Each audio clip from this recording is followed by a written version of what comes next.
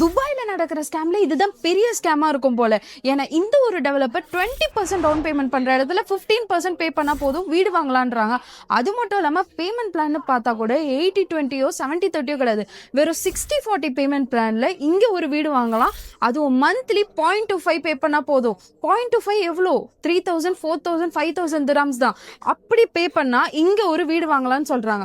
அதையும் தாண்டி இந்த ஒரு டெவலப்பர் 4% டிஎல்டி வீவர் தந்தா இங்க ஒரு வீடு வாங்கலாம்னு சொல்றாங்க. அதுக்கு மேல இந்த ஒரு டெவலப்பர் ஒரு நார்மல் டெவலப்பர்லாம் இல்ல, ஒரு A1 developer Guinness world record hold பண்றாங்க வெறும் 1 டேல 10 பில்லியன் டிரான்சாக்ஷன் பண்ணதுனால. அது மட்டும் இல்லாம இந்த ஒரு டெவலப்பர் ரெண்ட்னு பார்க்கும்போது 50K இல்ல 60K கிடையாது, 70K ல இருந்து 80K வரை ரெண்டில் எடுக்கலாம் இந்த டெவலப்பர் கிட்ட இருந்து ஒரு வீடு வாங்கினா.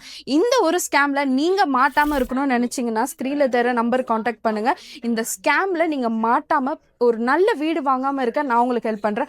அப்படி இல்ல இங்க ஒரு வீடு வாங்கணும், இந்த ஸ்கேம்ல நீங்க மாட்டணும்னு நினைச்சாலும் ஸ்கிரீன்ல தர நம்பர் கான்டாக்ட் பண்ணுங்க. நான் உங்களுக்கு இந்த ஸ்கேமை ப்ராப்பரா பண்ணி தரேன்.